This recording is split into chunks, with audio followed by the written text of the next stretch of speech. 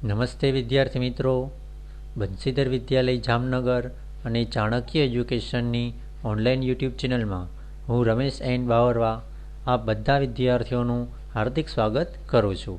વિદ્યાર્થી મિત્રો, આજે આપણે ધોરણ 10માં વિષય સામાજિક વિજ્ઞાનમાં પ્રકરણ 2 ભારતનો સાંસ્કૃતિક વારસો, પરંપરાઓ, હસ્ત અને લલિત કલાઓમાં પાર્ટ 2 એટલે કે ભાગ 2માં અભ્યાસ કરીશું. વિદ્યાર્થી મિત્રો, ભાગ 1ની અંદર એટલે કે પાર્ટ 1માં આપણે ભારતની જે અમુક કલાઓ છે, જેમ કે માટીકામ કલા, ચર્મ ઉદ્યોગ, આવી જે જુદી જુદી કલાઓ છે, તો એ કલાઓનો આપણે પરિચય મેળવ્યો. એના ઉપરાંત હવે આમાં આપણે આગળ અભ્યાસ કરીશું. જોઈએ હવે હીરા કામ અને મીના કારીગરી. હીરામોતી કામ અને મીના કારીગરી ભારતની પૂર્વ, પશ્ચિમ અને દક્ષિણ એમ ત્રણેય દિશાઓમાં 7,517 કિલોમીટર લંબાઈ ધરાવતો સમુદ્ર કિનારો હોવાથી હીરા મોતીનો ઉપયોગ મોટા પ્રમાણમાં થતો આવ્યો છે. શું કહે છે કે ભારતની જે ત્રણ દિશાઓ છે, પૂર્વ, પશ્ચિમ અને દક્ષિણ, તો આ ભારતનો જે આપણે નકશો જોઈએ તો આપણે ભારતના નકશામાં ત્રણેય બાજુએ આપણને સમુદ્ર જોવા મળે છે. પૂર્વ બાજુ, પશ્ચિમ બાજુ અને દક્ષિણ બાજુ, અને ઉત્તરમાં હિમાલયની પર્વતમાળા આવેલી છે. એટલે એને કીધું છે કે ભારતની પૂર્વ, પશ્ચિમ અને દક્ષિણ એમ ત્રણેય દિશાઓનો આપણે જે ભારતનો કુલ દરિયા કિનારો છે એ 7,517 કેટલો છે? 7,517 કિલોમીટર લંબાઈ ધરાવે છે ભારતનો દરિયા કિનારો. એટલે એના કારણે ભારતમાં હીરા મોતીનો ઉપયોગ મોટા પ્રમાણમાં થતો આવ્યો છે. દરિયાઈ માર્ગની મુસાફરી ખેડીને દરિયા પારના દેશો સાથે વેપારી સંબંધોના કારણે હીરા મોતીનો વેપાર પણ થતો રહ્યો. દરિયાઈ માર્ગની મુસાફરી એટલે કે એક દરિયાઈ માર્ગનો ઉપયોગ કરીને એક જગ્યાએથી બીજી જગ્યાએ જઈને જુદા જુદા દેશોમાં જઈને વેપારનો વધારો કરવામાં આવે છે. એટલે કે વેપારી સંબંધોને કારણે પણ હીરા મોતીનો જે વેપાર છે એ થતો રહ્યો છે. ભારતના કારીગરોએ બનાવેલા હીરા મોતીના આભૂષણોની વિદેશમાં પહેલાંથી જ ખૂબ માંગ રહેતી હતી. ભારતના જે કારીગરો જે હીરા મોતીની આભૂષણો બનાવે છે તેની દેશ વિદેશમાં શરૂઆતથી જ, પ્રાચીન સમયથી જ ખૂબ માંગ રહેતી હતી. વિશ્વવિખ્યાત કોહિનૂર અને ગ્રેટ મુકલ હીરા પણ ભારતમાંથી જ મળી આવેલા. વિશ્વવિખ્યાત આજે 2 ડાયમંડ છે, 2 ખૂબ જ પ્રખ્યાત હીરા છે. કયા હીરા? તો કંઈ કોહિનૂર હીરો અને બીજો ગ્રેટ મુગલ. તો આ બંને હીરા છે એ ભારતમાંથી જ મળી આવેલા હતા. ભારતીયો આભૂષણ અલંકારોના શોખીન હોવાથી સોનાના દાગીના ઉપરાંત શ્રીમંત વર્ગ, રાજા મહારાજાઓ અને અમીર ઉમરાવો વૈવિધ્યસભર હીરા મોતીના આભૂષણો પહેરતા. આપણે ભારતની જે પ્રજા છે, તો કે ભારતના લોકો છે, શરૂઆતથી જે આભૂષણ અલંકારના શોખીનો છે. એટલે કે સોનાના, એટલે કે આપણા ભારતના જે જુદા જુદા વર્ગ છે, જે લોકો છે, બરાબર, તો એ સોનાના દાગીનાનો ઉપયોગ બરાબર આભૂષણ તરીકે પહેરવામાં કરે છે. એ જ રીતે શ્રીમંત વર્ગ, રાજા મહારાજાઓ છે, અમીર ઉમરાઓ, તો આ દરેક વ્યક્તિઓ છે, બરાબર, એ હીરા મોતીના આભૂષણો પહેરતા હતા.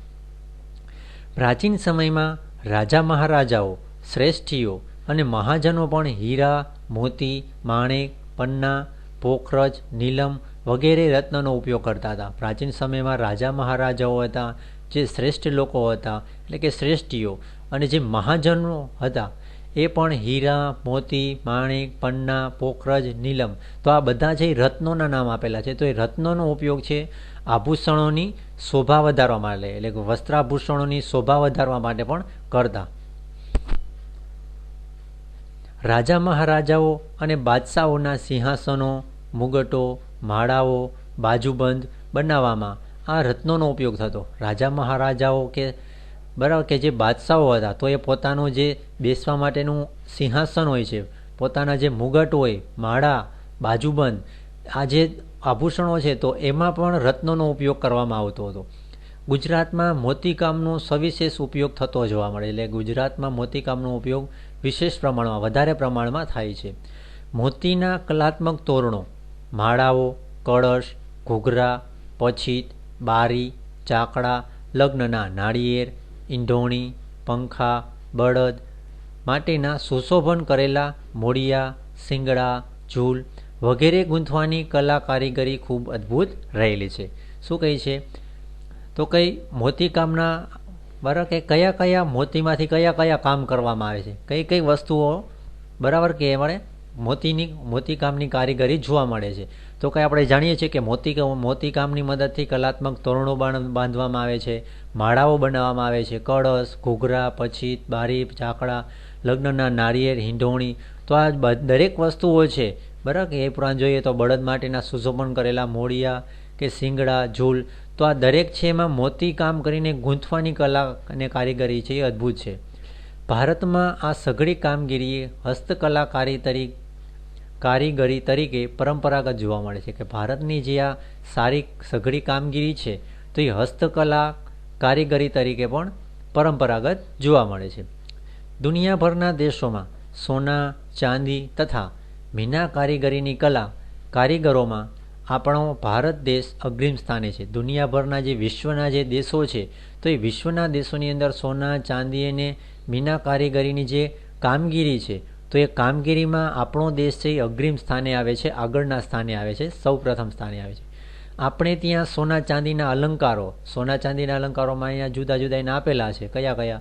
તો કંઈ માળા, હાર, વીંટી, એરિંગ, કંગન, ચાવીનો ઝુમખો, આ વગેરે સોના ચાંદીના અલંકારોમાં કૌશલ્ય અને નિપુણ ધરાવતા કારીગરો છે. બરાબર, કૌશલ્ય અને નિપુણ ધરાવતા કારીગરો છે. મીના કારીગરી વગેરે વડે લાલ, લીલો અને વાદળી રંગો પૂરીને આવા ઘરેણાની શોભા વધારતા. એટલે કે આવા જે માળા, હાર, વીંટી, એરિંગ, આ જે ઝુમખા છે તો એ ઝુમખાની અંદર લાલ, લીલો અને વાદળી રંગો છે એ પૂરવામાં આવે છે અને જે અલંકારો છે અલંકારોને એકદમ શોભા વધારી દેવામાં આવે છે. બરાબર, રંગબેરંગી એને આભૂષણો બનાવી દેવામાં આવે છે. આવી મીના કારીગરીનું કૌશલ્ય ધરાવતા કારીગરો જયપુર, લખનઉ, દિલ્હી, વારાણસી અને હૈદરાબાદમાં સવિશેષ જોવા મળે છે. આવી જે બરાબર કે અલંકારની અંદર રંગો વડે એની શોભા વધારવા માટેની જે કારીગરી છે તો એને મીના કારીગરી કહેવામાં આવે છે. તો આ જે કારીગરો, આ જે કૌશલ્ય ધરાવતા કારીગરો છે આપણે એને વધારે પ્રમાણમાં ક્યાં જોવા મળે છે ભારતની અંદર? તો કંઈ ભારતમાં એ જયપુર, લખનઉ, દિલ્હી, વારાણસી અને હૈદરાબાદમાં આવા કારીગરો વધારે જોવા મળે છે. પછી આવે છે જરીકામ ઉદ્યોગ. તો કંઈ ભારતમાં જરી ભરતની કળા પણ પ્રાચીન સમયથી જોવા મળે છે. ભારતની અંદર જરીકામ ઉદ્યોગની કળા છે એ પ્રાચીન સમયથી જોવા મળે છે. ચાંદી અને સોનાના તારના રૂપમાં જરી બનાવવા તેનો ઉપયોગ ભરત ગૂંથણલા દ્વારા કિંમતી વસ્ત્રો શણગારવામાં થતો. ચાંદી અને સોનાના તારના રૂપમાં છે તો કે એમાંથી જરી બનાવી અને તેનો ઉપયોગ છે, જરીનો ઉપયોગ ભરત ગૂંથણ કળા દ્વારા શું છે તો કે કિંમતી વસ્ત્રોમાં એ જરીનો ઉપયોગ કરવામાં આવતો, વસ્ત્રોને વધારે સુશોભિત કરવામાં એટલે કે શણગારવામાં થતો. ભારતમાં જરીકામના હુનર માટે સુરત જાણીતું છે. વિદ્યાર્થી મિત્રો, આવી જે બાબત આવે છે ખાસ ધ્યાનમાં લેવી. શું છે? ભારતમાં જરીકામના ઉદ્યોગ માટે સુરત જાણીતું છે. જરીકામના ઉદ્યોગ માટે સુરત ખૂબ જ જાણીતું છે. પાનેતર, સાડી, ઘરચોળા જેવા વસ્ત્ર પરિધાન માટે સુરતના કુશળ કારીગરો જરીની કિનારી લગાડીને બેનમૂન કામ કરી આપતા. બરાબર, શા માટે જાણીતું છે તો એ આપણને આગળના વાક્યમાં કીધું છે કે પાનેતર, સાડી, ઘરચોળા. તો આવા જે વસ્ત્રો છે તો આ વસ્ત્રોની અંદર જરીની કિનારી લગાડીને એને એકદમ સુશોભિત કરી નાખવામાં આવતું. તો એ ક્યાં કામ થાય છે? સુરતમાં થાય છે. બરાબર, એટલે જ કીધું કે પાનેતર, સાડી, ઘરચોળા જેવા વસ્ત્ર પરિધાન માટે સુરતના કુશળ કારીગરો જરીની કિનારી લગાડીને બેનમૂન કામ કરી આપતા. માનવ જીવનનો સંબંધ શરૂઆતથી જ વૃક્ષ અને વનરાજી સાથે જોડાયેલો છે. પ્રારંભમાં બણતર તરીકે અને સમયાંતરે ઓજારો, ભવનો અને મકાનોના બાંધકામમાં લાકડાનો ઉપયોગ થતો આવ્યો, એટલે કે થતો ચાલ્યો છે. ક્રમશઃ લાકડાની મૂર્તિઓ, બાળકો માટેના રમકડા, સોગઠા, થાંભલીઓ, બારી બારણા, ગોખ, અટારીઓ, સિંહાસનો, ખુરશી, જાળીઓ એક કાષ્ઠકલા કોતરણીનો વિકાસ થતો રહ્યો. ગુજરાતમાં સંખેડાનું ફર્નિચર, લાકડાના હિંચકા તથા ઈડરના રમકડા જાણીતા છે. વિદ્યાર્થી મિત્રો, તો કાષ્ઠકલામાં આપણે અહીંયા જે કાષ્ઠ એટલે શું થાય તો કંઈ લાકડું.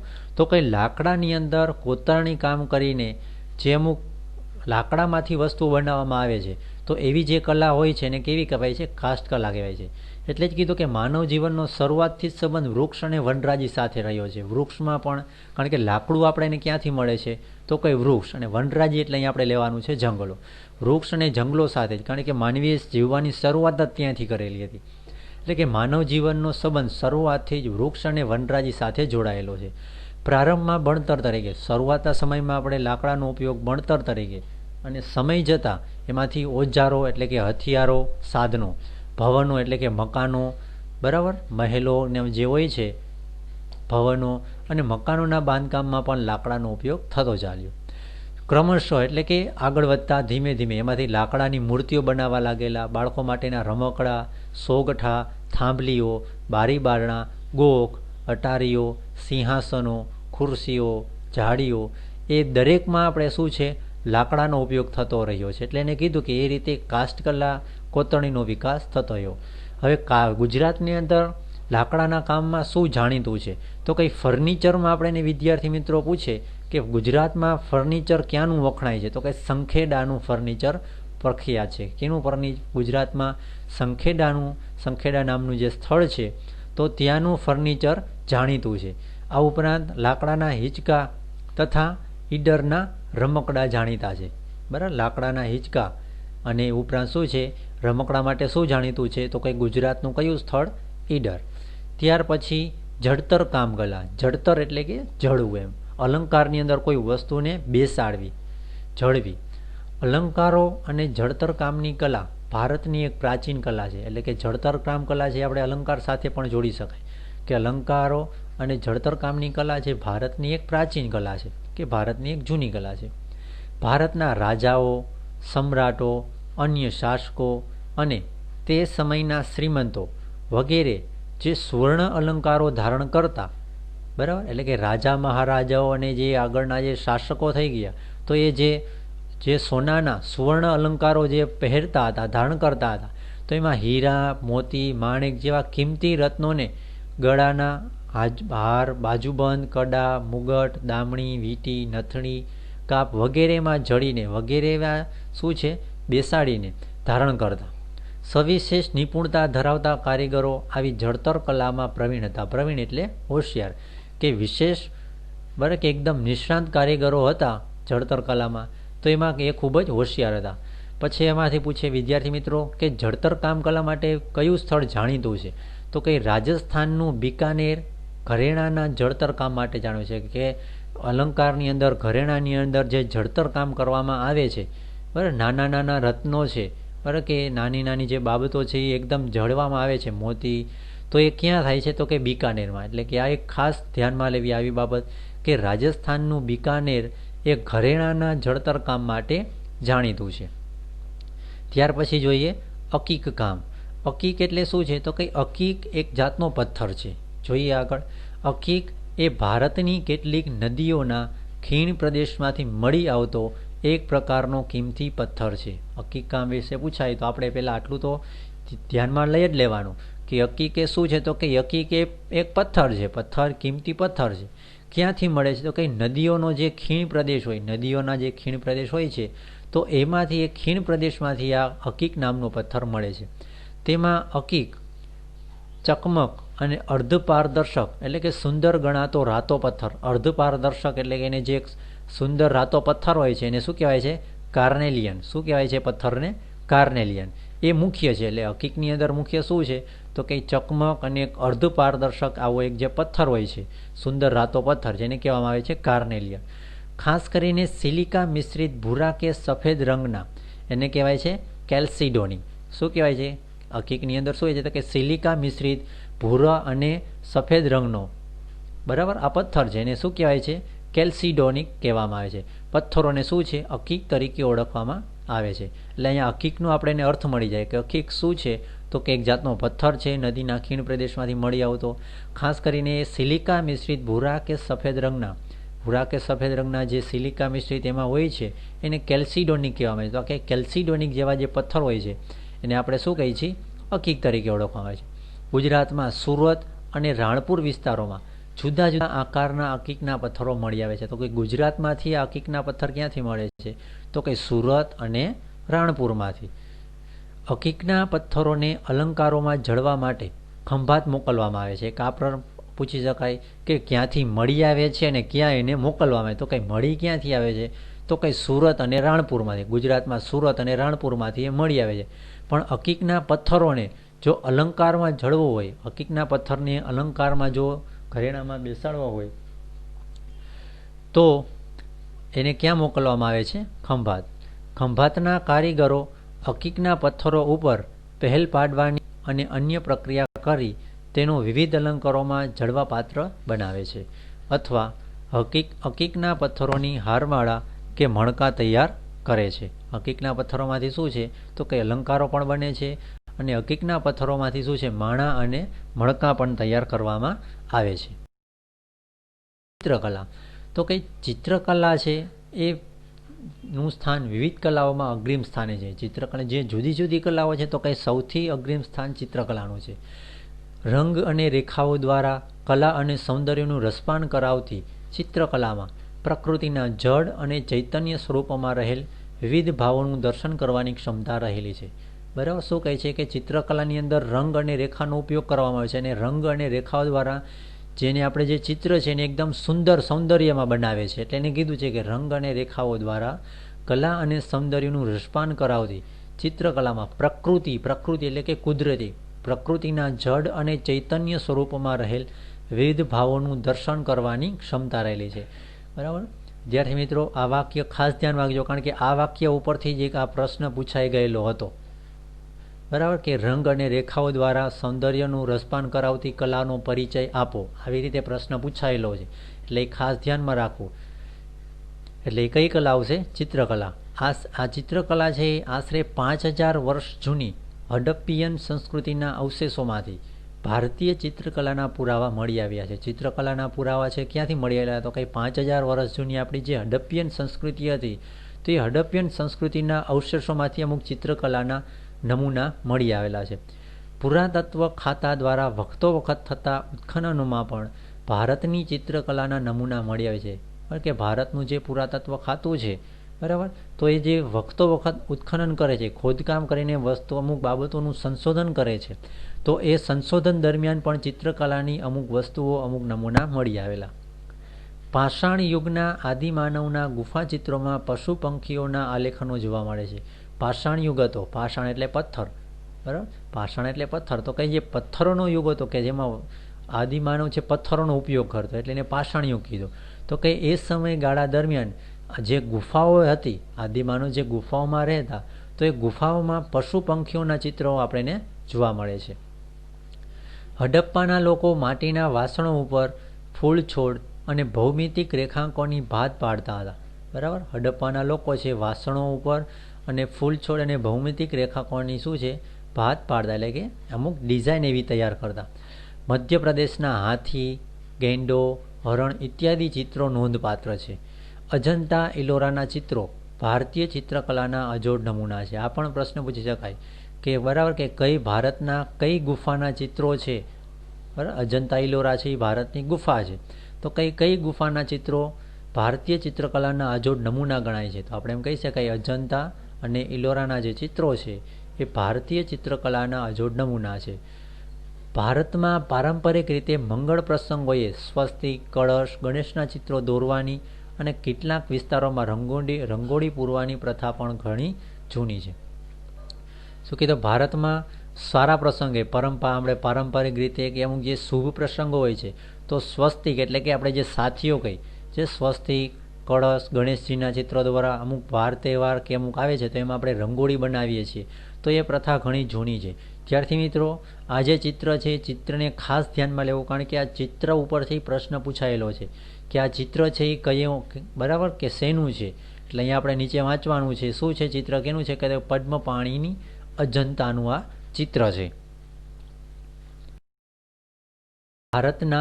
ભારતની લલિત કલાઓ ગાયન, વાદન અને વિવિધ પાત્રોની વેશભૂષા ધારણ કરી કોઈ કથા કે પ્રસંગ ભજવવો એટલે કે નાટક કરવું એ ભારતની સંસ્કૃતિની વિશેષતા રહી છે. ગાયન એટલે ગાવું, વાદન, નર્તન અને વિવિધ પાત્રોની ધારણ કરીને કોઈ કથા કે પ્રસંગ ભજવવો, કોઈ કથા કે પ્રસંગનું વર્ણન કરવામાં આવે, ભજવવામાં આવતું હોય તો એને નાટક કહેવામાં આવે છે. એટલે કે નાટક કરવું તો કે ભારતની સંસ્કૃતિની એક આગવી વિશેષતા છે. રામાયણ, મહાભારત જેવા મહાન ગ્રંથો અન્ય ભારતીય સાહિત્યના આધારે મનોરંજન સાથે લોક સંસ્કાર આપવાનું કાર્ય લાંબા સમયથી ભારતમાં ચાલતું આવ્યું છે, જેનો ઊંડો અભ્યાસ રસપ્રદ છે. આપણને ખ્યાલ છે કે ભારતના મહાન ગ્રંથો, રામાયણ, મહાભારત જેવા મહાન ગ્રંથો છે અને અન્ય ભારતનું જે સાહિત્ય છે તો એ સાહિત્યમાં મનોરંજન સાથે શું છે, લોકોને સંસ્કાર પણ આપવાનું કામ કરે છે. બરાબર, લોકોને એમાં શું છે, મનોરંજન સાથે સંસ્કાર પણ મળે છે. તો આ કાર્ય છે કે ભારતમાં લાંબા સમયથી ચાલતું આવ્યું છે, જેનો આપણે અભ્યાસ રસપ્રદ છે. તો સૌથી પહેલાં જોઈએ એમાં સંગીત કલા. કઈ કલા છે? સંગીત કલા. ભારતીય સંગીત સ્વર, લય અને તાલની દ્રષ્ટિએ વિશ્વમાં અલગ તરી આવે છે. કે ભારતનું જે સંગીત છે એ સ્વર, લય અને તાલની દ્રષ્ટિએ જે વિશ્વના દેશો થઈને એનાથી આખું અલગ થઈને ઉભરી આવે છે. આપણા 4 વેદ, ભારતમાં આપણા જે 4 વેદ આપેલા છે એના વિશે કીધે કે આપણા 4 વેદો પૈકી સામવેદ એ સંગીતને લગતો વેદ ગણાય છે. આ પણ પ્રશ્ન આવી શકે કે આપણા જે 4 વેદ છે તો કે 4 વેદમાંથી કયો વેદ છે એ સંગીતનો વેદ છે? તો કે 4 વેદો પૈકી સામવેદ, ખાસ કરીને શું વાંચવાનું? સામવેદ એ સંગીતને લગતો ગ્રંથ છે. બરાબર, વેદ ગણાય છે. હવે આપણા 4 ગ્રંથ કયા કયા છે તો આપણે જોઈ લઈએ. તો કે આપણા 4 વેદમાં એક તો અહીંયા સામવેદ તો કીધું છે, પછી ઋગ્વેદ આવે છે, યજુર્વેદ અને અથર્વવેદ. ઋગ્વેદ, યજુર્વેદ, અથર્વવેદ અને સામવેદ. તો આપણા 4 વેદ છે. તો આ 4 વેદમાં જે સામવેદ છે એ સંગીતને લગતો વેદ ગણાય છે. સામવેદની ઋચાઓ પણ સંગીત સાથે તાલબદ્ધ રીતે ગાવાની હોય છે. સામવેદની અંદર જે ઋચાઓ આપેલી છે તો એ ઋચાઓ છે સંગીત સાથે ગાવાની હોય છે. એટલે કે એને કીધું કે સંગીત સાથે તાલબદ્ધ રીતે ગાવાની હોય છે. સંગીતમાં ગાયન અને વાદન બંનેનો સમાવેશ થાય છે. કારણ કે સંગીતમાં શું છે? ગાયન અને વાદન, એટલે ગાવું અને વગાડવું, આ બંનેનો સમાવેશ થાય છે. સા, રે, ગ, મ, પ, ધ, ની એ સંગીતના મુખ્ય સ્વાત સ્વર છે. આપણે એને પ્રશ્ન પૂછીએ કે સંગીતના સ્વર કેટલા છે? તો કઈ 7 છે. કયા કયા છે? તો કઈ સા, રે, ગમ, પ, ધ, ની. કયા છે? સા, રે, ગ, મ, પ, ધ, ની એ સંગીતના 7 સ્વર છે. આપણા સંગીતને મુખ્યત્વે શાસ્ત્રીય સંગીત અને લોકસંગીત એમ 2 ભાગમાં વેચી શકાય. બરાબર, કે ભારતનું જે સંગીત છે તો કે ભારતના સંગીતને 2 ભાગમાં વહેંચવામાં આવે છે.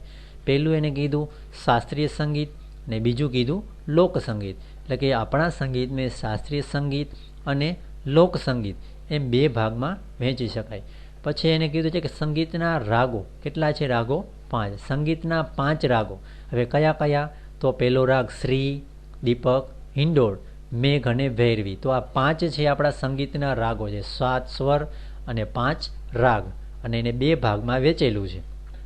5 રાગોમાં શ્રી, પેલો રાગ શ્રી, બીજો દીપક રાગ, હિંડોળ રાગ, મેઘ રાગ અને ભૈરવી રાગ. તો આ 5 રાગ છે એ ભગવાન શંકરના પંચમુખેથી ઉત્પન્ન થયા હોવાનું મનાય છે. પ્રાચીન ભારતમાં સંગીત સંબંધી ઘણા ગ્રંથો લખાયા. પ્રાચીન ભારતની અંદર સંગીત સંબંધી ઘણા ગ્રંથો લખાયેલા હતા. તો સંગીતને લગતા કયા કયા ગ્રંથો લખાયેલા છે? તો એમાં આપણે છે સંગીત મકરંદ. કયો ગ્રંથ? સંગીત મકરંદ, સંગીત રત્નાકર અને સંગીત પારિજાત. તો કે પ્રાચીન ભારતના જે ઘણા ગ્રંથો લખાયેલા છે તો એમાંથી સંગીત મકરંદ, રત્નાકર અને પારિજાતનો આપણે પરિચય મેળવવાનો છે. તો જોઈએ આવી આ 3 તો જોઈએ. તો પેલું છે સંગીત મકરંદ. તો કે સંગીત મકરંદની રચના કેને કરી? તો કઈ પંડિત નારદે. કેને? પંડિત નારદે. સંગીત મકરંદની રચના છે કેને કરેલી? પંડિત નારદે કરેલી હતી. ક્યારે? તો કે ઈસવીસન 900ના સમયગાળા દરમિયાન, એટલે કે ઈસવીસન 900ના અરસામાં આ ગ્રંથ લખેલો. તો આ સંગીત મકરંદની અંદર નારદે છે 19 પ્રકારની વીણા અને 101 પ્રકારના તાલનું વર્ણન કરેલું છે. હવે યાદ ન રહેવી, બરાબર, કે આપણે કઈ રીતે યાદ રાખશું મકરંદને? તો મકરંદમાં છેલ્લું અક્ષર વિદ્યાર્થી મિત્રો ર ને દ છે. તો નારદમાં પણ છેલ્લું અક્ષર કયો છે? ર ને દ. તો આપણે એના છેલ્લા 2 અક્ષર છે એના ઉપરથી એનું નામ યાદ રહી જશે. તો મકરંદમાં રદ આવે છે તો નારદમાં રદ આવે છે. તો કઈ સંગીત મકરંદની રચના કેને કરી? મકરંદમાં નારદ. છેલ્લે પણ હૃદય આવશે, આમાં નારદમાં પણ હૃદય આવશે. તો એ રીતે આપણે એને યાદ રાખી લેશું. એટલે કે ફરી પાછું જોઈએ તો કે સંગીત મકરંદના જ્ઞાતા પંડિત કોણ હતા? તો કઈ નારદ. ઈસવીસન 900ના અરસામાં આ ગ્રંથની રચના કરેલી હતી. એમાં એમને 19 પ્રકારની વીણા દર્શાવેલી છે અને 101 પ્રકારના તાલનું વર્ણન કરેલું છે. પછી આવે છે બીજો સંગીત રત્નાકર. કયો ગીત? સંગીત રત્નાકર. તો સંગીત શાસ્ત્રના તજજ્ઞ પંડિત સંગીત બરાબર કે પંડિત સારંગદેવે આ ગ્રંથની રચના કરેલી છે. રત્નાકરની રચના કેને કરેલી? તો કઈ? સારંગદેવ. કોણ છે? પંડિત સારંગદેવ. આ ગ્રંથની રચના સારંગદેવે કરેલી છે. દૌલતાબાદ એટલે કે દેવગીરી એ જે પંડિત સારંગદેવ છે એ દૌલતાબાદના નિવાસી હોવાથી એટલે ઉત્તર ભારત અને દક્ષિણ ભારતનું જે સંગીત હતું એનાથી એ સુપરિચિત હતા, ખૂબ જ જાણીતા હતા. એટલે કે ઉત્તર ભારતનું સંગીત અને દક્ષિણ ભારતના સંગીતથી એ જાણીતા હતા. પંડિત વિષ્ણુનારાયણ ભાતખંડે એને સંગીત રત્નાકરને ભારતીય સંગીતનો સૌથી પ્રમાણભૂત ગ્રંથ ગણાવે છે. બરાબર, આ પણ પ્રશ્ન આપણે એને પૂછી શકાય કે કયા પંડિતે છે સંગીત રત્નાકરને ભારતીય સંગીતનો સૌથી પ્રમાણભૂત ગ્રંથ ગણાવેલો છે? તો કે પંડિત વિષ્ણુનારાયણ ભાતખંડે. અથવા એમ પણ પૂછી શકાય કે પંડિત વિષ્ણુનારાયણ ભાતખંડે કયા ગ્રંથને સંગીતનો સૌથી પ્રમાણભૂત ગ્રંથ ગણાવેલો છે? તો કયું આવશે એમાં? સંગીત રત્નાકર. ફરી પાછું જોઈ લઈએ કે સંગીતના અંગો સમજવા માટે આ ગ્રંથ બેજોડ ગણાય છે, એટલે કે ખૂબ જ ઉપયોગી ગણાય છે. જોઈએ ફરીથી સંગીત રત્નાકર. તો કઈ સંગીત શાસ્ત્રના તજજ્ઞ પંડિત સંગીત સારંગદેવે આની જે રચના કરેલી છે. બરાબર. પછી સંગીત સારંગદેવ છે એ દૌલતાબાદ અને દેવગીરીના બરાબર કે દૌલતાબાદ એટલે કે દેવગીરીના નિવાસીઓ હતા. તેઓ ઉત્તર ભારત અને દક્ષિણ ભારતનો જે સંગીત છે એનાથી જાણીતા હતા. પંડિત વિષ્ણુનારાયણ ભાતખંડે એ સંગીત રત્નાકરને સૌથી અજોડ અને પ્રમાણભૂત ગ્રંથ ગણાવેલો છે. અને સંગીતના જે અંગો છે તો સંગીતના અંગો સમજવા માટે આ ગ્રંથને બેજોડ ગણવામાં આવે છે, ખૂબ જ ઉપયોગી ગણવામાં આવે છે. ત્યાર પછી ત્રીજો ગ્રંથ સંગીત પારિજાત. તો કઈ પંડિત અહોબલે ઈસવીસન 1665 ઉત્તર હિન્દુસ્તાનની સંગીત પદ્ધતિ માટે ખૂબ જ મહત્વના ગ્રંથની રચના કરી. તેમણે દરેક રાગ અન્ય રાગથી અલગ હોવાનું તેમજ તેનું સ્વતંત્ર અસ્તિત્વ તથા વિશેષતા હોવાનું સમજાવ્યું હતું. તેઓએ 29 પ્રકારના સ્વરો ગણાવ્યા છે. બરાબર. શું કીધું કે પંડિત અહોબલે છે તો કઈ 1665 ઈસવીસન 1665 ઉત્તર હિન્દુસ્તાની સંગીત પદ્ધતિ માટે એક ખૂબ જ મહત્વના ગ્રંથની રચના કરી. એ ગ્રંથનું નામ હતું સંગીત પારિજાત. ઉત્તર હિન્દુસ્તાની સંગીત પદ્ધતિ માટેની આ સંગીત પારિજાતની રચના કરેલી. એમાં એને દર્શાવેલું કે દરેક રાગ છે બીજા રાગથી શું છે? અલગ છે. અને દરેક રાગ બીજા રાગથી અલગ અસ્તિત્વ, તેનું સ્વતંત્ર અસ્તિત્વ છે એમ કહેવા માંગતા હતા. તેઓએ 29 પ્રકારના સ્વરો ગણાવ્યા હતા. જો અહીંયા વિદ્યાર્થી મિત્રો શું કીધું છે? 29 પ્રકારના સ્વરો. આપણે બરાબર આગળ પણ આવી ગયું કે 19 પ્રકારની વીણા ને 101 પ્રકારના તાલનું વર્ણન એ સંગીત મકરંદમાં આવશે. જ્યારે આમાં શું આવશે? 29 પ્રકારના સ્વર શેમાં આવશે? પારિજાતમાં. અલાઉદ્દીન ખિલજીના સમયમાં અમીર ખુસરો શાયરી અને સંગીતના પ્રાધાન્યને લીધે તૂતીએ હિન્દ તરીકે પ્રખ્યાત થયા હતા. બરાબર. અલાઉદ્દીન ખિલજીના સમયમાં જે અમીર ખુસરો થઈ ગયેલા ભારતની અંદર, તો એ શાયરી અને સંગીતમાં ખૂબ જ જાણીતા હતા. તો એને શાયરી અને સંગીતમાં એનું પોતાનું પ્રદાન આપેલું, એટલે એના કારણે એને તૂતીય હિન્દ તરીકે ઓળખાય છે. તૂતીય હિન્દ એટલે એનું થાય છે હિન્દનો પોપટ. શું થાય? હિન્દનો પોપટ. તૂતી એટલે હિન્દ. હિન્દના પોપટ તરીકે એને નામના મેળવેલી હતી. ભારતમાં 15મી અને 16મી સદીમાં થયેલા ભક્તિ આંદોલન સમયના સુરદાસ, કબીર, તુલસીદાસ, ચૈતન્ય મહાપ્રભુ, મીરાબાઈ, નરસિંહ મહેતાના ભજનો અને કીર્તનોથી ભારતમાં એક ભક્તિમય વાતાવરણ ઊભું થયું. તો આ પણ બાબત છે, આપણને ખબર છે કે એમાં સંગીતનો ઉપયોગ થાય છે. એટલે કે એને કીધું કે 15મી અને 16મી સદીમાં જે ભક્તિ આંદોલનો થયેલા, તો કંઈ ભક્તિ આંદોલનની અંદર જે સુરદાસ, કબીર, તુલસીદાસ, ચૈતન્ય મહાપ્રભુ, મીરાબાઈ, નરસિંહ મહેતા, તો આ દરેકે છે ભજનો, કીર્તનો કે એની રચના કરેલી, અને એના કારણે ભારતની અંદર એક ભક્તિમય વાતાવરણ ઊભું થયું. 15મી સદીમાં સ્વામી હરિદાસના શિષ્ય બૈજુ બાવરા અને તાનસેન એમ એ જ સમયના આપણા ગુજરાતી સંગીતની બેલડી કન્યાઓ તાના અને રીનીનું નામ પણ ગણાવી શકાય. તો સંગીતની અંદર આપણે જોઈએ તો એને અહીંયા નૃત્યનું કીધું છે. તો કે 15મી સદીની અંદર આપણા જે એક બરાબર કે ભારતના એક સંત થઈ ગયા સ્વામી હરિદાસ. તો એ સ્વામી હરિદાસના 2 શિષ્ય હતા. કોણ છે શિષ્ય? બૈજુ બાવરા અને તાનસેન.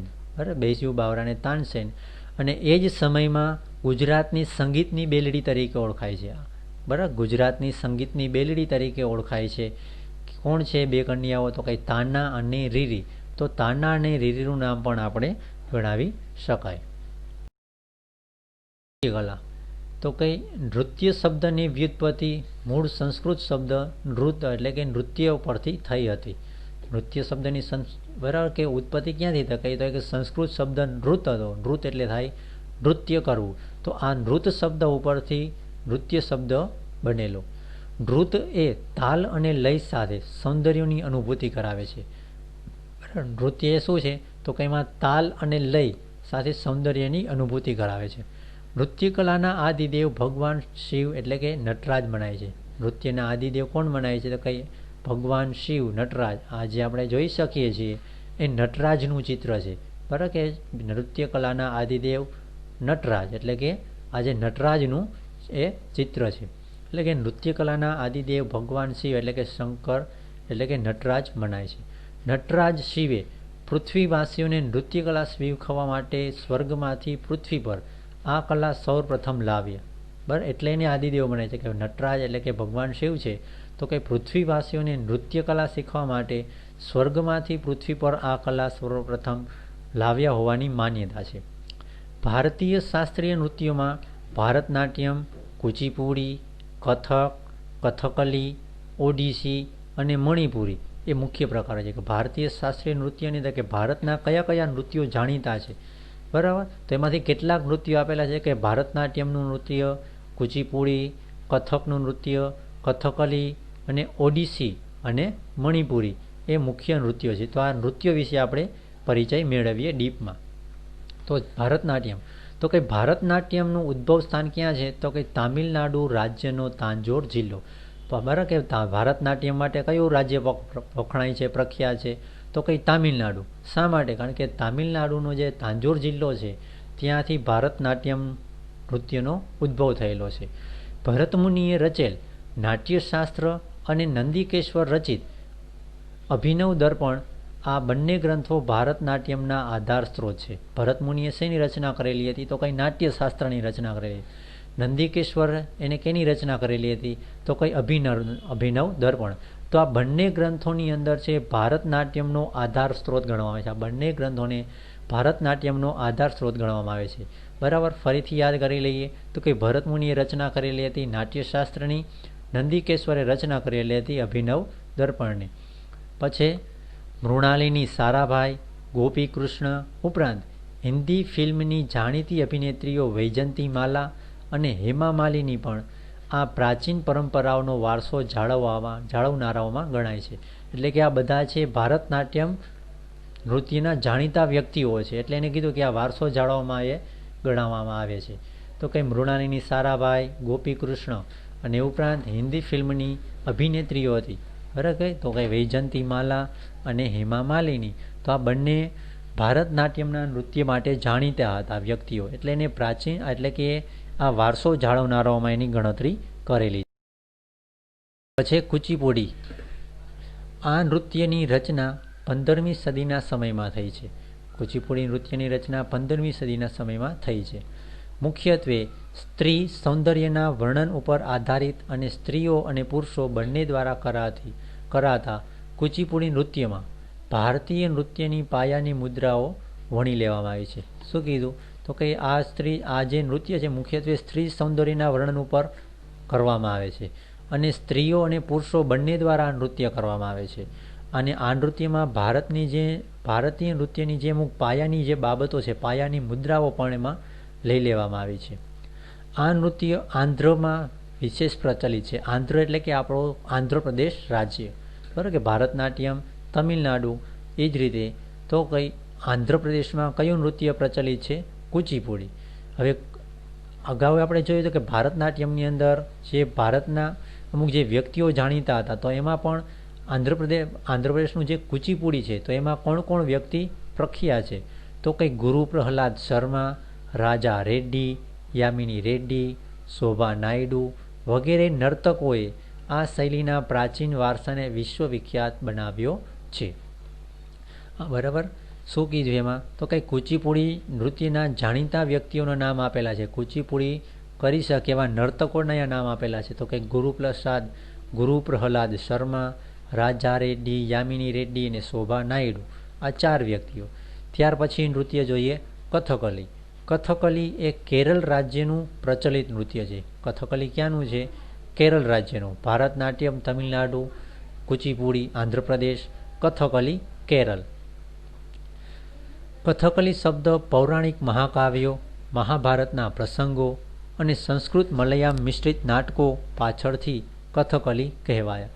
કથકલી શબ્દ કઈ રીતે નામ પડેલું છે? તો કંઈ પૌરાણિક મહાકાવ્યો છે, મહાભારતના અમુક પ્રસંગો છે, સંસ્કૃત અને મલયાલમ મિશ્રિત જે નાટકો લખેલા છે તો એના ઉપરથી કથકલી શબ્દ કહેવામાં આવેલો હતો. એટલે પાછળથી એ બધા છે શું કહેવાય? કથકલી કહેવાય.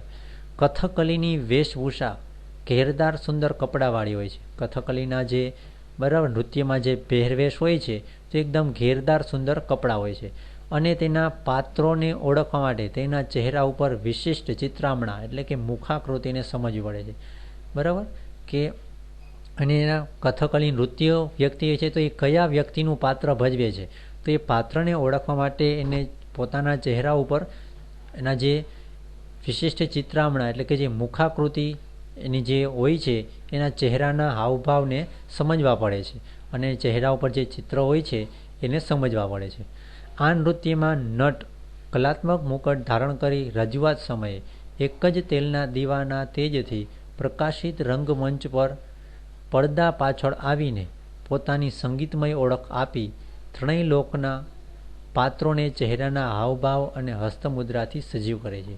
શું છે કે આ જે નૃત્ય છે તો કંઈ એક જ તેલના દીવાના તેજના પ્રકાશથી અને રંગમંચ ઉપર રાખવામાં આવે છે અને એમાં કરવામાં આવે છે સ્ટેજ ઉપર.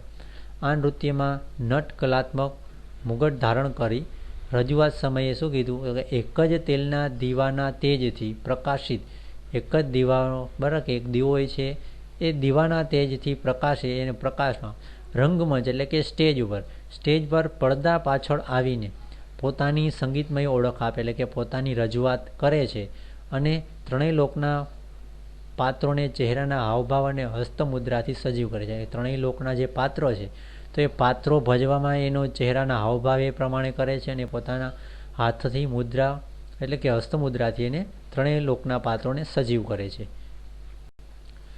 કેરળના કવિશ્રી વલ્લથોડ એટલે કે સ્થાપિત કલા મંડળના કથકલી, કલામંડલમ, કૃષ્ણપ્રસાદ, શિવરમન વગેરે આ શૈલીને દેશ વિદેશમાં નામના અપાવી છે. બરાબર કે કેરળના કોણ છે વ્યક્તિ? અહીંયા કવિશ્રી વલ્લથોડ એટલે કે સ્થાપિત કલા મંડળમાં કથકલી, કલામંડલમ, કૃષ્ણપ્રસાદ, શિવરામન વગેરે આ શૈલીને એટલે કે કથકલી જે નૃત્ય છે એને નામના અપાવી. ત્યાર પછી આવે છે કથક.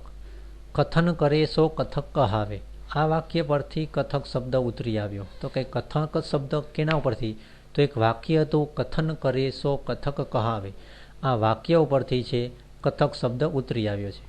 મહાભારતમાં શ્રી કૃષ્ણ અને ગોપીઓ સાથેના નૃત્યોની કથાઓ આધારિત કથક નૃત્યનો વૈષ્ણવ સંપ્રદાયની શૃંગાર ભક્તિ સાથે ઉત્તર ભારતમાં વિકાસ થયો.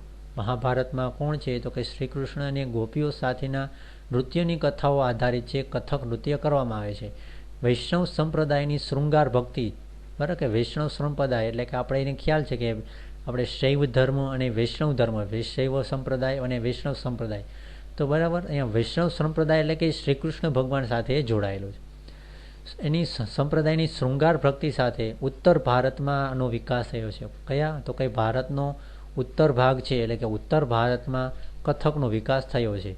તેમાં એક પગ પર ગોળ ગોળ ફરવું અને નૃત્યના પ્રસંગો પ્રદર્શિત કરવામાં આવે છે. બરાબર કે એક પગ પર ગોળ ગોળ ફરવામાં અને નૃત્યના જે જુદા જુદા પ્રસંગો છે એ દેખાડવામાં આવે છે. આ નૃત્યમાં સ્ત્રીઓ ચૂડીદાર પૈજામો અને ઉપર ઘેરવાળું વસ્ત્ર પહેરે છે. પંડિત શ્રી બિરજુ મહારાજ, સિતારા દેવી અને કુમુદિની લાખિયા આ કલાને જીવંત રાખી છે. શું કીધું કે આ નૃત્યમાં સ્ત્રીઓ ચૂડીદાર પૈજામો પહેરે છે, ઉપર ઘેરવાળું એક વસ્ત્ર પહેરે છે. હવે આ જે નૃત્ય છે એમાં જાણીતા વ્યક્તિઓ કોણ છે અને જીવંત આ નૃત્ય કલાને જીવંત રાખનાર વ્યક્તિઓ કોણ છે એનું કીધું છે. તો કે શ્રી બિરજુ મહારાજ, સિતારા દેવી અને કુમુદની લાખિયા આ કલાને જીવંત રાખે છે. પછી આવે છે મણિપુરી નૃત્ય, એટલે કે મણિપુરમાં મણિપુરી નૃત્ય. મણિપુરની પ્રજા દરેક ઉત્સવ પ્રસંગે નૃત્ય કરે છે. મણિપુરી નૃત્ય શૈલી મુખ્યત્વે શ્રી કૃષ્ણની બાળલીલા અને રાસલીલા પર આધારિત છે. બરાબર. શું છે મણિપુરી નૃત્ય કેના આધારિત? તો કંઈ શ્રી કૃષ્ણ એટલે કૃષ્ણ ભગવાનની જે બાળલીલાઓ એને કરેલી અને જે રાસ એની રચી બરાબર કે જે એને રાસલીલા કરેલી એના ઉપર આધારિત છે. મણિપુરી નૃત્યના લાસ્ય અને તાંડવ એમ બે પ્રકાર છે. તો કે મણિપુરી નૃત્યના અહીંયા આવીને બે પ્રકાર પાડેલા છે. મણિપુરી નૃત્યનો પહેલો પ્રકાર છે લાસ્ય અને બીજો છે તાંડવ. આ નૃત્ય વખતે રેશમનો બ્લાઉઝ પહેરીને કમરે પટ્ટો બાંધવામાં આવે છે. મણિપુરી નૃત્ય કરતી વખતે રેશમનું બરાબર કે બ્લાઉઝ અને કમરે શું છે પટ્ટો બાંધવામાં આવે છે. તથા નીચે ઘેરદાર લીલા રંગનો ચણિયો, એટલે કે જે લીલા ઘેરદાર બરાબર કે ઘેરદાર લીલા રંગનો જે ચણિયો છે એને શું કહેવામાં આવે છે? કુમીન કહેવામાં આવે છે. શું કહેવાય છે? કુમીન પહેરવામાં આવે છે. ગુરુ આમોબી સિંહ અને ગુરુ બિપિન સિન્હા, નૈના ઝવેરી, નિર્મલ મહેતા વગેરે આ નૃત્યને દેશ વિદેશમાં નામના અપાવી છે. એટલે કે મણિપુરી નૃત્યમાં જાણીતા વ્યક્તિઓ કોણ છે? તો કે ગુરુ આતોમોબી સિંહ, ગુરુ બિપિન સિન્હા, નૈના ઝવેરી, નિર્મલ મહેતા. બરાબર. તો આ જે નૃત્યકારો હતા એને મણિપુરી નૃત્યને નામના અપાવી છે. મનોરંજન સાથે સંસ્કાર એ ભારતની નાટ્યકલા વિશેષતા રહી છે. તો કંઈ નાટ્યકલામાં શું કહે છે? તો કંઈ મનોરંજન સાથે શું આપણે એને આપે છે? વ્યક્તિઓનું મનોરંજન તો એ કરે છે પણ વ્યક્તિઓને મનોરંજન સાથે સંસ્કાર પણ આપે છે. એટલે એને કીધું કે મનોરંજન સાથે સંસ્કાર એ ભારતીય નાટ્યકલાની વિશેષતા રહી છે. નાટકનું સંચાલન કરનાર સૂત્રધાર અને રમૂજ વડે પમાડતા વિદૂષકોની જોડી સાથેના નાટકો ભારતની નાટ્યકલાની એક આગવી ઓળખ બની છે. બરાબર કે નાટકનું સંચાલન કરનાર સૂત્રધાર અને રમૂજ વડે એટલે કે આનંદ બરાબર કે હાસ્ય પમાડ સાથે કોણ હોય છે? વિદૂષક. જોડી સાથેના નાટકો ભારતની નાટ્યકલાની એક આગવી ઓળખ બની રહી છે. ભરતમુનિએ રચેલું નાટ્યશાસ્ત્ર આપણે આગળ પણ આવી ગયું કે ભરતમુનિએ રચેલું નાટ્યશાસ્ત્ર એ કલા ક્ષેત્રે પ્રચલિત છે. નાટ્યકલા એ નાટ્યલેખન અને મંચન દ્વારા રંગમંચ ઉપર દ્રશ્ય અને શ્રાવ્ય અને અભિનયના ત્રિવેણી સંગમ સાથે અબાલ વૃદ્ધોનું મનોરંજન અને લોકશિક્ષણ કરતી ભારતની પ્રાચીન કલા છે. નાટ્યકલા શું છે? તો કંઈ નાટ્યકલા એ નાટ્યલેખન અને મંચન દ્વારા રંગમંચ એટલે કે સ્ટેજ, રંગમંચ એટલે શું થાય? સ્ટેજ ઉપર એ દ્રશ્ય અને શ્રાવ્ય, દ્રશ્ય એટલે કે જોઈ પણ શકાય છે અને શ્રાવ્ય એટલે સાંભળી પણ શકાય છે. અભિનય એટલે અભિનય કરવો બરાબર. અભિનય અને ત્રિવેણી સંગમ સાથે એટલે અહીંયા ત્રણ એવું દ્રશ્ય, શ્રાવ્ય અને અભિનય. અહીંયા ત્રિવેણી સંગમ સાથે અબાલ વૃદ્ધોનું એટલે કે દરેકનું મનોરંજન, નાના બાળકોથી માંડીને મોટા જે લોકો હોય, વૃદ્ધ લોકો હોય, દરેકનું એ મનોરંજન કરે છે. અને લોક શિક્ષણ એટલે કે લોકોને શિક્ષણ પણ આપે છે, સાથે લોકોને કંઈક સંસ્કાર પણ આપે. લોક શિક્ષણ કરતી ભારતની પ્રાચીન કલા છે. આ કલામાં તમામ કલાઓનો સમન્વય હોવાતું ભરત મુનિએ નોંધ્યું છે. ભરત મુનિએ શું કીધું છે? કે આ કલાની અંદર તમામ કલાઓનો સમન્વય થઈ જાય છે. એટલે એને કીધેલું છે, શું કહ્યું છે? એવું કોઈ શાસ્ત્ર નથી, એવું કોઈ શિલ્પી નથી, એવી કોઈ વિદ્યા નથી, એવું કોઈ ધર્મ નથી કે જે નાટ્યકલામાં ન હોય.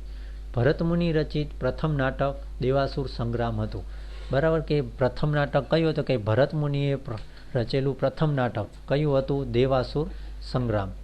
સંસ્કૃત સાહિત્યમાં મહાકવિ ભાસે, સંસ્કૃત સાહિત્યના જે કવિ થઈ ગયા મહાન કવિ ભાસે છે મહાભારત આધારિત, મહાભારતને ધ્યાનમાં રાખીને મહાભારતને આધાર લઈને એક નાટક લખેલું કર્ણભાર. કયું નાટક? કર્ણભાર. પછી બીજું નાટક નામ આપેલું છે ઉરુભંગ અને દૂતવાક્યમ જેવા નાટકોનો વારસો આપણને આપ્યો છે. કયા નાટક આપેલા? કર્ણભાર, ઉરુભંગ અને દૂતવાક્યમ. તો આ ત્રણેય નાટકની રચના કેને કરેલી? મહાકવિ ભાસે. પછી આવે છે મહાકવિ કાલિદાસ. તો કે મહાકવિ કાલિદાસે કયા કયા નાટકની રચના કરેલી? તો કઈ અભિજ્ઞાન શાકુંતલમ, વિક્રમો વર્ષિયમ અને માલવિકનાગી મિત્રમ. આ નાટકો એ સૌથી વધુ જાણીતી રચનાઓ છે. બરાબર. કયા? તો કઈ ભરતમુનિ રચિન. શરૂઆતથી જોઈએ તો કઈ ભરતમુનિએ રચના કરેલી હતી દેવાસુર સંગ્રામ. મહાકવિ ભાસે રચના કરેલી હતી કર્ણભાર, ઉરુભંગ, દૂતવાક્યમ. અને મહાકવિ કાલિદાસ, તો કાલિદાસે રચના કરેલી હતી અભિજ્ઞાન શાકુંતલમ, વિક્રમોર્વશિયમ, માલવિકનાગી મિત્રમ. આ ઉપરાંત પ્રાચીન સમયના નાટ્ય કલા ક્ષેત્રે અનેક નાટ્ય કલાકારો થયા જેમણે સંસ્કૃત નાટ્ય કલાને સમૃદ્ધ બનાવી. ગુજરાતની નાટ્ય કલાઓમાં જ હવે અહીંયા જે ગુજરાતની નાટ્ય, તો કે ગુજરાતની નાટ્ય કલાઓમાં જયશંકર સુંદરીનું નામ મોખરે છે. ગુજરાતની જે નાટ્ય કલા છે તો એમાં જયશંકર સુંદરી છે એ જાણીતા વ્યક્તિ છે. આ ઉપરાંત અમૃત નાયક, બાપુલાલ નાયક. બાપુલાલ નાયક એટલે એને કયું નાટક? તો કંઈ નંદ બત્રીસી નાટક એને રચેલું હતું. પ્રાણસુખ નાયક, દીના પાઠક, જશવંત ઠાકર, ઉપેન્દ્ર ત્રિવેદી, પ્રવીણ જોશી, સરિતા જોશી, દીપક ઘીવાલા વગેરેનો ફાળો પણ નોંધપાત્ર ગણાય છે. દેશી નાટક સમાજ અને અન્ય નાટ્ય સંસ્થાઓનો ફાળો પણ નોંધાવો. પછી નાટ્યકલાની અંદર ભવાઈ. શાસ્ત્રકારોએ ભવાઈને ભાવપ્રધાન નાટ્યકારો કયા છે? શાસ્ત્રકારો હતા જે સાહિત્યકારો, એને ભવાઈને શું કીધું છે? તો કંઈ ભાવપ્રધાન નાટકો. ભાવપ્રધાન નાટકો એટલે ભવાઈ. ભવાઈ એ અસાયત ઠાકર દ્વારા શરૂ કરાયેલ ગુજરાતની આશરે 700 વર્ષ જૂની વિશિષ્ટ પ્રકારની નાટ્યકલા છે. શું છે ભવાઈ? તો કંઈ ભવાઈ એ કેની રચના? ભવાઈની રચના કેને કરેલી? તો કંઈ ગુજરાતના જે વ્યક્તિ થઈ ગયા અસાયત ઠાકર. કયું નામ? અસાયિત ઠાકર. એને ભવાઈની શરૂઆત કરેલી. ક્યારે? તો કંઈ આજથી 700 વર્ષ પહેલાં, એટલે કે આશરે 700 વર્ષ જૂની વિશિષ્ટ પ્રકારની એ નાટ્યકલા છે. સસ્તા ખર્ચે લોકશિક્ષણ સાથે મનોરંજન કરતી આ કલાને સોલંકી યુગમાં પ્રોત્સાહન અપાયું. કે ભવાઈને કયા સમયગાળા? રાજાનો જે સમયગાળો હતો કે ભારતના જે સોલંકી વંશના જે રાજાઓ હતા, સોલંકી યુગ હતો ગુજરાતમાં, તો કે ગુજરાતનો સોલંકી યુગના સમયગાળા દરમિયાન આને ખૂબ જ આગળ વધારવામાં આવ્યું, પ્રોત્સાહન વધારવામાં આવ્યું. આમાં ખર્ચ પણ ઓછો થાય છે એટલે એને કીધું કે સસ્તા ખર્ચ અને લોકોને શિક્ષણ અને મનોરંજન પણ મળી રહે છે.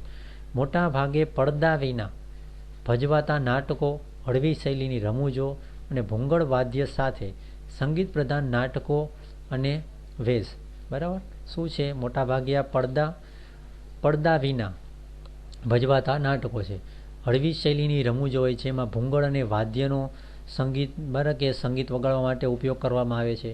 અને જુદા જુદા વેશ એમાં ધરવામાં આવે છે, જેમાં રામદેવનો વેશ, બરાબર, ઝંડા ઝલણનો વેશ અને કજોડનો વેશ એ જાણીતા વેશ છે.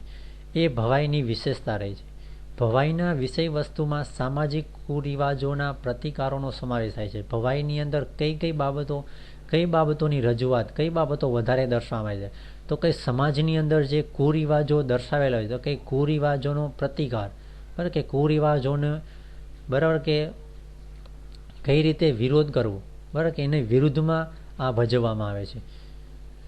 ગુજરાતમાં કન્યા કેળવણી, બેટી બચાવો જેવા કાર્યક્રમો માટે રંગલા રંગલી જેવા પાત્રો સાથે ભવાઈ નાટ્ય પ્રયોગો પ્રયોજાય છે. બરાબર કે આ પણ પ્રશ્ન આપણે એને પૂછી શકાય કે રંગલા રંગલી જેવા પાત્રો સાથે ભજાવો તો નાટ્ય પ્રયોગ વિશે સમજૂતી આપો, તો એમાં આપણે શેના વિશે લખવાનું થશે? ભવાઈ.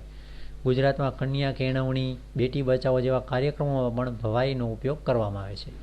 ભવાઈ ભજવનાર ભવૈયાઓ ભૂંગળ વગાડી માતાજીની સ્તુતિ કરતા હોય છે. ભવાઈ ભજવનાર ને શું કહેવાય છે? ભવૈયાઓ કહેવાય છે. તો કે ભૂંગળ વગાડીને માતાજીની સ્તુતિ. ત્યાર પછી ગુજરાતના લોકનૃત્ય.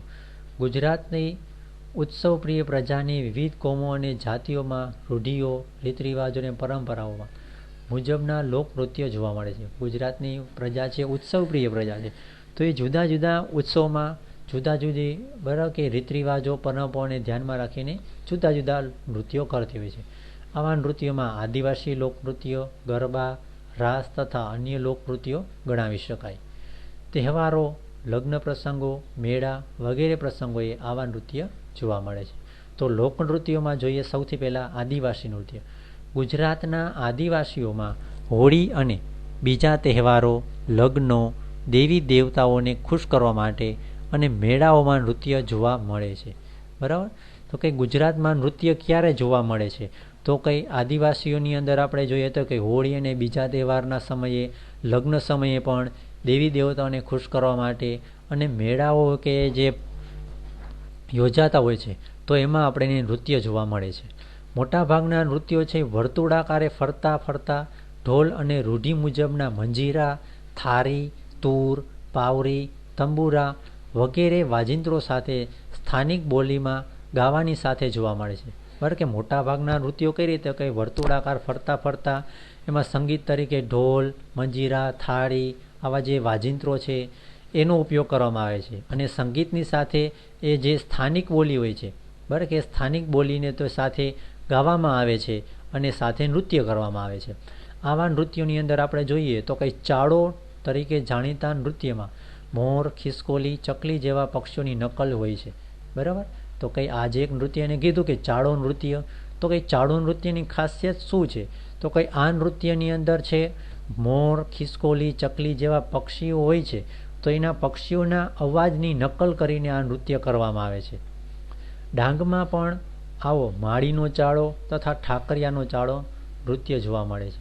બરાબર કે ડાંગની અંદર આવા જે ચાળો નૃત્ય છે એના તો બે પ્રકાર આપેલા છે કે માળીનો ચાળો અને ઠાકરિયો ચાળો જોવા મળે છે.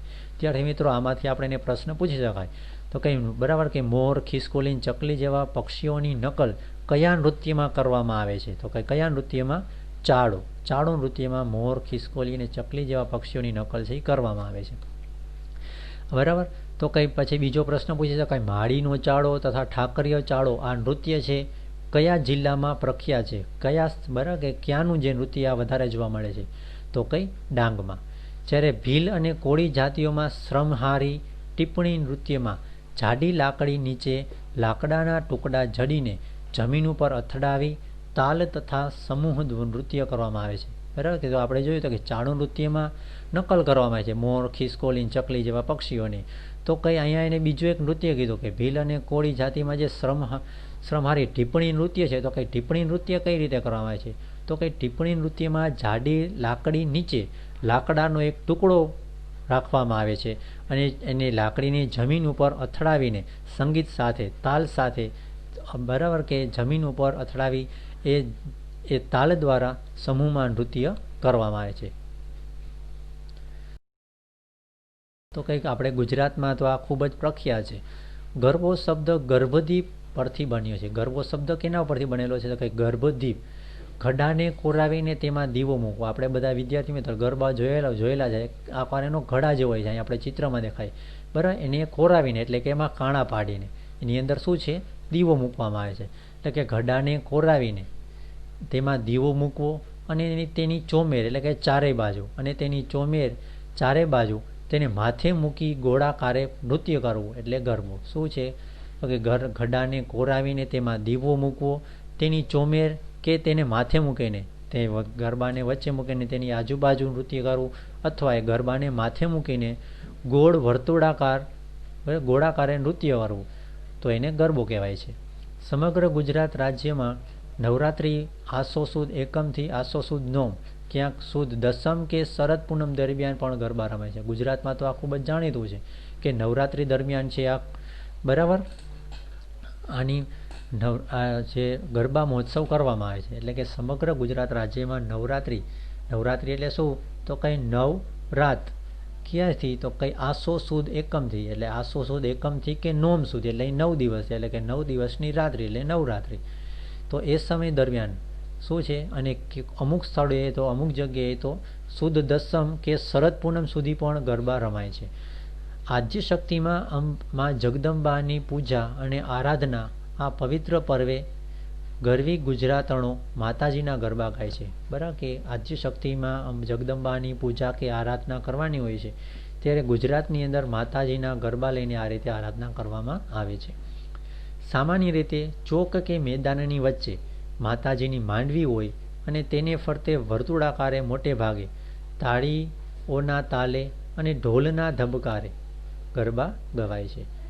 બરાબર. શું કહે છે, કેવી રીતે ગરબા રમાય? તો કંઈ ચોક કે મેદાન હોય તો કંઈ વચ્ચે માતાજીની માંડવી એટલે કે માતાજીની અહીંયા સ્થાપના કરવામાં આવે છે અને તેને ફરતે તાળીઓના તાલ સાથે અને ઢોલના ધબકાર સાથે ગરબા ગવાય છે અને રમાય છે. સામાન્ય રીતે ગરબા ગવાડનાર અને ઝીલનાર અને ઢોલના તાલે ગીત, સ્વર અને તાલ મેળવીને 1 તાળી, 2 તાળી અને 3 તાળી અને ચપટી સાથે હાથના હિલોળા સાથે ગરબા ગવાય છે. ગુજરાતમાં ગરબા ઉપરાંત ગવાતી ગરબીનો સંબંધ મહદઅંશે શ્રીકૃષ્ણ ભક્તિ સાથેનો છે. ગરબા ઉપરાંત શું છે? ગરબી. તો ગરબા અને ગરબી બંને વસ્તુ અલગ અલગ છે. ગરબીનો સંબંધ કોણ છે? તો કંઈ શ્રીકૃષ્ણ ભગવાનની ભક્તિ સાથે જોડાયેલો છે. ગુજરાતના કવિ એટલે કે ગુજરાતી કવિ દયારામે ગોપી ભાવે શ્રીકૃષ્ણ પ્રેમની રંગભરી ગરબીઓ રચી ગુજરાતી સ્ત્રીઓના કંઠે ગુંજતા કરી. ગુજરાતના કવિ દયારામ, તો દયારામે છે બરાબર કે ગરબીની રચના કરે છે, ગરબીના રચિતા તેને ઓળખવામાં આવે છે. એટલે એને ગોપી ભાવે એટલે કે ગોપી ભાવેને શ્રીકૃષ્ણ ભગવાનની ગરબીઓની રચના કરી અને ગુજરાતની જે સ્ત્રીઓ છે એમના કંઠે એ ગરબીઓને ગુંજતી કરી દીધી. ત્યારબાદ રાસ એટલે ગોળાકારે ફરતા ફરતા નૃત્ય સાથે ગાવું તે.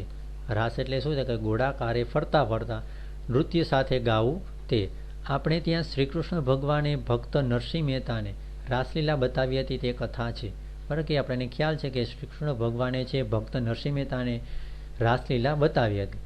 ગુજરાતના મોટા ભાગે નવરાત્રિ તથા જન્માષ્ટમી જેવા તહેવારોએ રાસ રમાય છે. બરાબર કે રાસ છે કયા? તો કંઈ નવરાત્રિ અને જન્માષ્ટમી જેવા તહેવારોએ ગુજરાતમાં ખાસ રમાય છે. અને રાસમાં એક પ્રકાર છે ખાસ દાંડિયા રાસ, એ એક પ્રકાર છે. પરંતુ ગાગર કે હાંડો લઈને પણ રાસ રમાતા છે. ઘણી બધી આપણે જોયું હશે કે ગાગર કે હાંડો લઈને પણ રાસ રમતા હોય છે. વૈષ્ણવ સંપ્રદાયની અસર વધતા રાસ વધુ લોકપ્રિય બન્યા છે. બરાબર કે વૈષ્ણવ સંપ્રદાયની અસર ધીમે ધીમે વધવા લાગેલી, તો એના કારણે રાસ છે વધારે લોકપ્રિય બન્યા. રાસ રમવા સ્ત્રીઓ ભરત ભરેલા ચણિયા ચોળી, પુરુષો કેડિયા, ધોતીનો પરંપરાગત પોશાક પહેરે છે. તો અહીંયા રાસમાં કેવા વસ્ત્રો પહેરે છે એનું આપેલું છે. તો કે રાસ રમવા માટે સ્ત્રીઓ કેવા?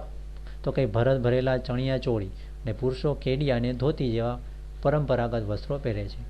ત્યારબાદ ગુજરાતના અન્ય નૃત્યો. તો પેલું છે ગોફ નૃત્ય. ગુજરાતના આ નૃત્યમાં ઢોલ વગેરેના સંગીતના તાલે માંડવો, થાંભલો કે વૃક્ષ સાથે દોરી બાંધીને શું છે ગોફ નૃત્યમાં? તો કંઈ આ નૃત્યમાં ઢોલનો સંગીત, બરાબર કે ઢોલના તાલે બરાબર માંડવો કે થાંભલો કે વૃક્ષ હોય છે તો એમાં એક દોરી બાંધવામાં આવે છે. તેના છેડે નીચે સમૂહમાં ઊભેલા નાચનારા એ દોરીને એટલે કે જે દોરી બાંધેલી એનો એક છેડો પકડીને એક હાથમાં છેડો અને બીજા હાથમાં દાંડીઓ વેલ આકારે અંદર અને એક બહાર, બરાબર કે એક દોરી લઈને અંદર જાય છે અને બહાર જાય છે એમ કરતા એટલે કે અંદર અને એક બહાર એમ ગોળ ફરતા અહીં ગૂંથણી બંધાય છે. એટલે કે જે થાંભલો બાંધેલો હોય છે બરાબર એની સાથે જે દોરી બાંધેલી છે તો એના કારણે શું છે ગૂંથણી બાંધાય છે અને છોડે છે, એટલે એને ગોફ નૃત્ય કીધું. સીદીઓનું ધમાલ નૃત્ય મૂળ આફ્રિકાના અને ગીરની મધ્યમાં હાલના જાંબુરમાં વસેલા સીદી લોકોનું આ નૃત્ય છે. સીદી લોકોનું નૃત્ય કયું જાણીતું છે? ધમાલ. મશીરા એટલે શું છે? તો કંઈ નાળિયેરના કોચલામાં કોડી ભરીને તેના ઉપર કપડું બાંધવું, બરાબર એટલે એને મશીરા કહેવાય છે. મશીરા એટલે કે તાલબદ્ધ ખખડાવાની સાથે મોરપીંછનું ઝુંડ અને નાના નાના ઢોલકા સાથે ગોળાકારે ફરીને ગવાતું આ નૃત્ય છે. હોના આરો અવરો સાથે ગવાતા નૃત્યમાં પહાડો અને જંગલના ઘેરા પડછંદો ઉડતા હોય તેવું લાગે છે. બરાબર કે આની અંદર હો જે એવો છે, આરો અવરો એટલે એવી રીતે ગીત પણ ગવાતો હોય છે. તો એના કારણે પહાડો અને જંગલોમાં જે અમુક અવાજ ગુંજતો હોય એવું આપણને લાગે છે. પશુ પક્ષીઓના અવાજની નકલ કરતા સમૂહમાં નૃત્ય કરે છે. આ નૃત્યમાં પણ પશુ પક્ષીઓના અવાજની નકલ કરવામાં આવે છે અને નૃત્ય કરવામાં આવે છે. પછી મેરાયું નૃત્ય, પઢા નૃત્ય તથા કોળીઓ અને મેરના નૃત્ય. બનાસકાંઠાના વાવ વિસ્તારમાં સરખડ કે ઝુંઝાડી જેવા ઊંચા ઘાસમાંથી તોરણ જેવા ઝુમખાઓ મેરાયો ગુંથી ઢોલના અવાજ સાથે તલવારના દાવપેચ જેવું નૃત્ય એટલે મેરાયો નૃત્ય. મેરાયું નૃત્ય તેનું અહીંયા આપેલું છે. બનાસકાંઠાના વાવ વિસ્તારની અંદર આ જાણીતું છે. વાવ વિસ્તારમાં સરખડ કે ઝુંઝાડી જેવા ઊંચા ઘાસમાંથી, આ જે ઘાસના નામ આપેલા છે કે સરખડ અને ઝુંઝાડી જેવા ઊંચા ઘાસમાંથી તોરણ જેવા ઝુમખાઓનો મેરાયો ગૂંથી ઢોલના અવાજ સાથે તલવારના દાવપેચ, એટલે કે આમાં નૃત્યમાં તલવારનો ઉપયોગ કરવામાં આવે છે, તલવારના દાવપેચ જેવું નૃત્ય જાણીતું છે. પછી સુરેન્દ્રનગરના વિસ્તારના બરાબર પઢાર નૃત્ય ક્યાં છે તો કે સુરેન્દ્રનગર. મેરાયો નૃત્ય તો કે બનાસકાંઠા. સુરેન્દ્રનગર વગેરે વિસ્તારના પઢાર જાતિના લોકો દ્વારા થતા પઢાર નૃત્યમાં દાંડિયા કે મંજીરા સાથે લય અને તાલ સાથે શરીરને જમીન સરસું લઈ બેઠા થવાનું હોય છે. સાગરના મોજા ઉપર હિલોડા લેતા વહાણ જેવું દ્રશ્ય અહીંયા ઊભું કરવામાં આવે છે. બરાબર કે સુરેન્દ્રનગરના જે પઢાર જાતિના લોકો છે તો એ આ પઢાર નૃત્ય કરે છે. એમાં દાંડિયા કે મંજીરાનો પણ ઉપયોગ કરવામાં આવે છે. એમાં શરીરને જમીન સરસું લઈને બેઠું થવાનું હોય છે. અને આ નૃત્યમાં એવું દ્રશ્ય ઊભું કરવામાં આવે છે કે જાણે કે બરાબર કે સાગરના મોજા હિલોડા લેતા હોય કે વહાણ હિલોડા લેતું હોય એવું દ્રશ્ય ઊભું કરવામાં આવે છે. સૌરાષ્ટ્રના કોળીઓના કોળી નૃત્યમાં તેઓ માથે મધરાસીઓ એટલે શું છે તો કંઈ માથે બાંધવાનું રંગીન કપડું. સૌરાષ્ટ્રના કોળીઓના કોળી નૃત્યમાં તેઓ માથે એટલે કે રંગીન કપડું બાંધે જેને મધરાસીઓ કહેવાય છે. આંટિયાળી ગોળ પાઘડી અને છેડે આભલા ભરેલું લીલા પટ્ટાનું બાંધણું અને કેડે રંગીન ભેટ પહેરીને આ નૃત્ય કરે છે. તે જ રીતે સૌરાષ્ટ્રના મેર તથા ભરવાડ જાતિના નૃત્યો પણ જાણીતા છે. તો વિદ્યાર્થી મિત્રો, આમ આ પ્રકરણમાં આપણે કરેલ અગાઉની ચર્ચા મુજબ ભારતની સંસ્કૃતિ સર્વવ્યાપક અને સર્વસમાવેશક હોવાનું જોવા મળેલ છે. પ્રાચીન કાળથી જ શરૂ કરી સાંપ્રત સમય સુધી વિવિધ જાતિઓના આગમન અને થયેલા પરિવર્તનો મુજબ હસ્તકળા, ગૃહ કારીગરી, ચિત્રકળા તેમજ નૃત્યકળા સહિતની વિવિધ કલાઓ વિકસી એ ભારતના વૈવિધ્યપૂર્ણ વારસાના દર્શન કરાવે અને વિશ્વમાં ભારતની એવી છાપ છોડે છે. તો વિદ્યાર્થી મિત્રો, આ ચેપ્ટરની અંદર આપણે ભારતની જે જુદી જુદી કલાઓ છે એના વિશે પરિચય. Watching this video.